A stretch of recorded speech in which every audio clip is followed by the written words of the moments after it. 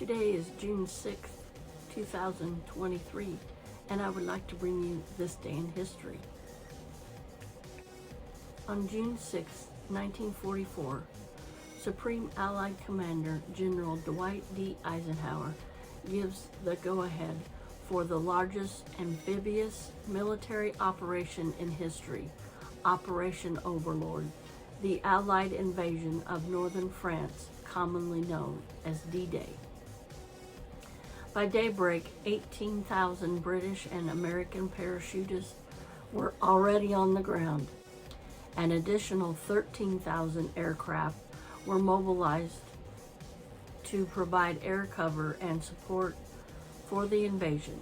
At 6:30 a.m., American troops came ashore at Utah and Omaha beaches. The British and Canadian overcame light opposition to capture Gold, Juno, and Sword beaches. So did the Americans at Utah. The task was much tougher at Omaha Bay, however, where the U.S. 1st Division battled high seas, mist, mines, and burning vehicle, and German coastal batteries, including an elite infantry division, which spewed heavy fire. Many wounded Americans ultimately drowned in high tide.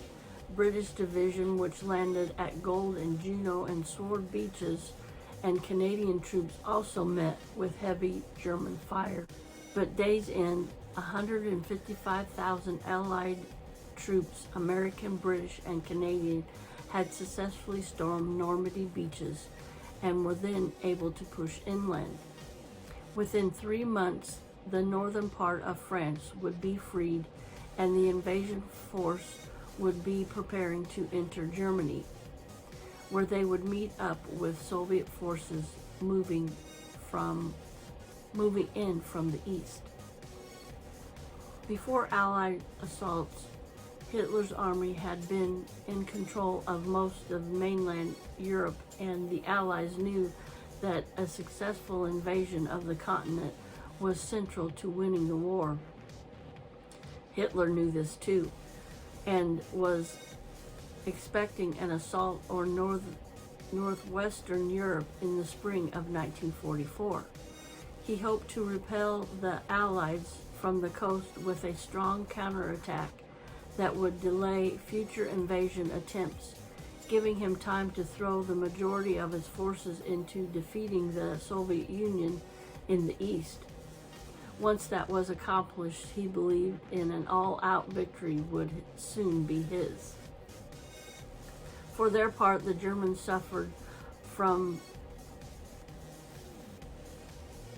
confusion in the ranks and the absence of celebrated Commander Field Marshal Erwin Rommel was away on leave. At first, Hitler, believing that the invasion was a feint designed to distract the Germans from the coming attack north of the Seine River, refused to release nearby divisions to join the counterattack, and reinforcements had to be called from further afield, causing delays. He also hesitated in calling for armored divisions to help in the defense. In addition, Germans were hampered by effective Allied air support, which took out many key bridges and forced the Germans to take long detours, as well as effective Allied naval support with help protecting advancing Allied troops. Though D-Day did not go off exactly as planned, as later claimed by British Field Marshal Bernard Montgomery, for example, the Allies were able to land only a fraction of the supplies and vehicles they had intended in France. The invasion was a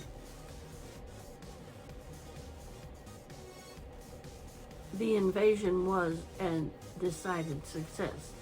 By the end of June, the Allies had 850,000 men and 150,000 vehicles in Normandy and were poised to continue their march across Europe. The heroism and bravery displayed by troops from the Allied countries on D-Day has served as an inspiration for several films, most famously The Longest Day, 1962, and Saving Private Ryan, 1998. It was also depicted in HBO's series Band of Brothers, 2001. Now I would like to bring you another This Day in History. Sunday nights, 8 p.m., CBS. Ask almost any American born in the 1950s or earlier what television program ran in that time slot on that network, and they'll probably know the answer: The Ed Sullivan Show. For more than 2 decades, Sullivan's variety show was the premier television showcase for entertainers of all stripes, including Boris Belt comedians, plate-spinning vaudeville throwbacks, and most significantly, some of the biggest and most current names in rock and roll. 23 years after its 1948 premiere, The Ed Sullivan Show had its final broadcast on June 6, 1971. In its first 8 years of existence, there was no such thing as rock and roll to be featured on the program originally called The Toast of Town. Yet its first broadcast made music history when Broadway composers Richard Rodgers and Oscar Hammerstein II gave the world its first taste of the score from their upcoming musical South Pacific.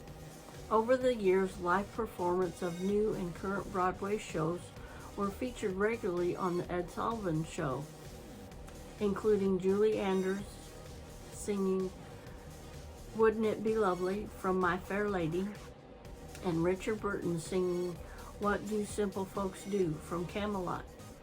Classical and opera performing also made frequent appearances, but of course Ed Sullivan Show is remembered most for providing so many iconic moments in history of televised rock and roll.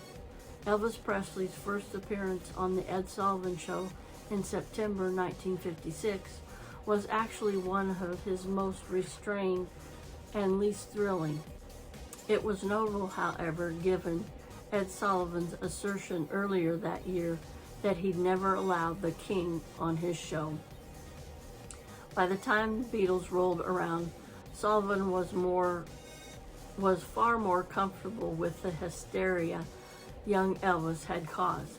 In fact, it was Ed Sullivan personally witnessed Beatlemania up close at London's Heathrow Airport in 1963 that led the Beatles being booked for their historic February 1964 American television debut.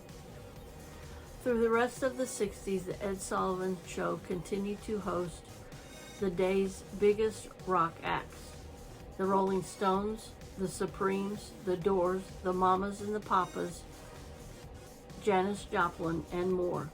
Gladys Knight and the Pips were the musical guests on the final episode of The Ed Sullivan Show, which was canceled shortly after its rerun broadcast on this day in 1971.